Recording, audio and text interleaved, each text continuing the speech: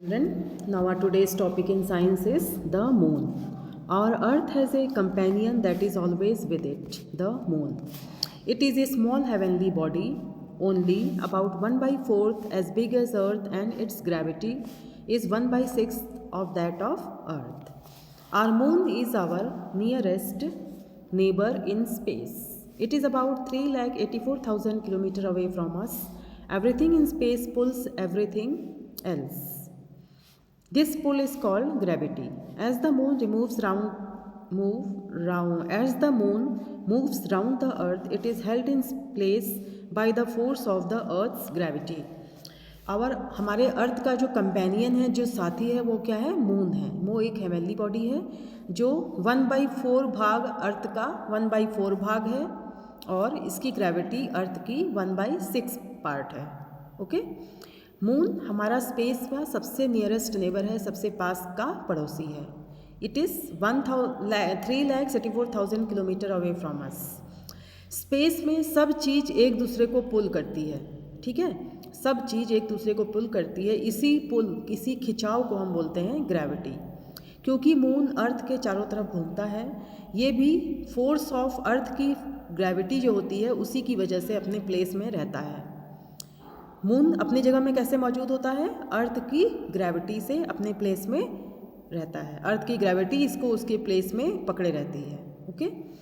Smaller heavenly body that revolves around any planet is known as satellite. The moon is the Earth's only natural satellite. Nowadays, many countries are sending their own satellites into space for scientific studies. वो small heavenly body जो किसी planet के चारों तरफ revolve करती है उसे बोलते हैं सैटेलाइट। मून जो है वो अर्थ का नेचुरल सैटेलाइट है, क्योंकि मून अर्थ के चारों तरफ रिवॉल्व करती है। आजकल बहुत सारे देश अपनी अपनी सैटेलाइट स्पेस में लॉन्च कर रहे हैं, जिससे कि साइंटिफिक स्टडीज़ के लिए। Okay. The moon has no light of its own, but why does the moon shine? It acts as a giant mirror. The moon receives light from the sun and reflects it to the earth. The surface of the moon is not smooth. It is made up of grey rock and rock dust. There are rough mountains and also millions of round pits called craters. The craters are believed to be made by chunks of rock that smashed into the moon like bullets. Such rocks are called meteoroids. Moon की खुद की अपनी light नहीं होती है, तो moon कैसे shine करता है? मून जो है वो सन की लाइट को रिसीव करता है, फिर उसको अर्थ में रिफ्लेक्ट करता है। ओके। मून सन की लाइट से चमकता है, उसकी लाइट रिसीव करता है, फिर उसको वापस अर्थ में रिफ्लेक्ट करता है, तब हमें मून चमकता हुआ दिखाई देता है। सरफेस जो है मून की जो सतह है वो स्मूथ नहीं है, मतलब चिकनी नहीं है। वो किससे बनी हुई है? रॉक से और रॉक डस्ट से बनी हुई है, मतलब पत्थर के धूल धक्कड़ और पत्थरों से बनी होती है। इसमें बहुत सारे खुरदुरे माउंटेन्स हैं और बहुत सारे गड्ढे हैं जिन्हें बोलते हैं क्रेटर्स। क्रेटर्स क्या हैं? ऐसा समझा जाता है कि जो क्रेटर्स हैं ये बड़े बड़े रॉक्स जो होते हैं वे मून में बुलेट की तरह चुभते हैं, मतलब उसमें गिरते हैं और तब जाके छोटे छोटे गड्ढे बन जाते हैं, जिसे हम बोलते हैं क्रेटर्स। ओके। मतलब बुलेट की तरह बड़े बड़े रॉक्स जब मून के सतह पे पड़ते हैं, गिरते हैं, तब फिर क्रेटर्स बनते हैं। उस रॉक्स को क्या बोलते हैं? मीटियोरॉइड्स, उल्का पिंड बोलते हैं। उल्का पिंड क्या है? वे बड़े बड़े रॉक्स हैं जो कि मून की सतह पे आते हैं। For hundreds of years people wondered for what the far side of the moon was like, because the same side of the moon always faces the earth. The picture given here shows why we can't see the other side of the moon. बहुत सालों तक लोगों ने ऐसा आश्चर्य किया था कि हम मून का दूसरी तरफ का भाग नहीं देख पाते हैं, क्योंकि मून का सिर्फ एक तरफ का भाग ही हमें अर्थ से दिखता है, दूसरी तरफ का भाग नहीं दिखता है। आप इस पिक्चर से देख सकते हैं। देखिए ये अर्थ है, यहाँ से हमें मून का सिर्फ इस तरफ का भाग दिखता है। Okay. Now next topic is meteors and meteoroids. You might have seen streaks of light in the sky at night. They are called shooting stars or meteors. They are the rocky materials entering the Earth's atmosphere that burn completely due to friction and the oxygen present in the air. So we see a streak of light. The bigger pieces may not get completely burnt and may hit the Earth. The meteors which reach the surface of the earth are called meteoroids. आपने आकाश में एक प्रकाश का पुंज देखा होगा, मतलब एक साथ काफ़ी सारे प्रकाश को देखा होगा, जिसे हम बोलते हैं शूटिंग स्टार्स या मीटियोर्स कहते हैं।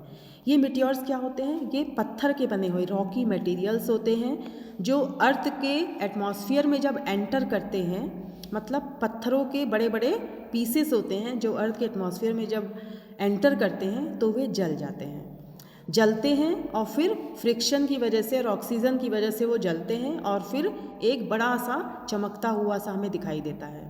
और फिर उसकी जो गैसेस होती है ना, वो ये कोल्ड रॉक्स होते हैं जो जब गर्मी की वजह से इनकी जो गैसेस होती हैं वे रिलीज़ होती हैं, तो फिर वो एक लंबा सा स्ट्रीक हमें लाइट का दिखता है। जैसे ये देखिए, ये गैसेस हैं जो कि इस मीटियोर से रिलीज़ हो रही हैं, तो ये हमें लाइट का एक लंबा सा पूंछ जैसी लाइट दिखती है इनके पीछे, इसीलिए हम इसको बोलते हैं पुच्छल तारा भी बोलते हैं। ठीक है नहीं सॉरी, पुच्छल तारा नहीं, मतलब इनको फिर हम मीटियोर्स बोलते हैं। पुच्छल तारा तो हम कॉमेट्स को बोलते हैं। ओके, ये मीटियोर्स क्या हैं? ये रॉक्स होते हैं जो कि अर्थ के एटमॉस्फेयर के नज़दीक आने के बाद में ये बर्न होते हैं, जिससे कि वे हमें चमकते हुए दिखाई देते हैं। ये मीटियोर्स जब अर्थ के सरफेस में पहुंच जाते हैं तो हम इनको बोलते हैं मीटियोरॉइड्स। ओके, इनको हम क्या बोलते हैं? मीटियोरॉइड्स मीन्स उल्का पिंड। यही मीटियोर्स जब अर्थ के सरफेस में पहुंचते हैं तो ये बन जाते हैं उल्का पिंड बन जाते हैं। उल्का पिंड के रूप में ये अर्थ में गिरते हैं। Next topic is comet. A comet is a large lump of frozen gases mixed with bits of rocks and dust.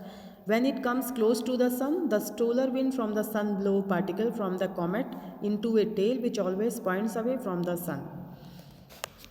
Comet जो होते हैं ये भी फ्रोजन गैसेस और रॉक्स और डस्ट का एक बहुत बड़ा लंप होता है, मतलब बहुत बड़ा ये एक बॉल जैसा लंप होता है जिसमें फ्रोजन गैसेस होती हैं, रॉक्स और डस्ट होते हैं। जब ये सन के करीब आते हैं तो ये गैसेस जो होती हैं, ठंडी गैसेस गर्म होने लगती हैं और फिर वहाँ से ये रॉक्स और डस्ट ये सब ब्लो करने लगते हैं गर्मी से।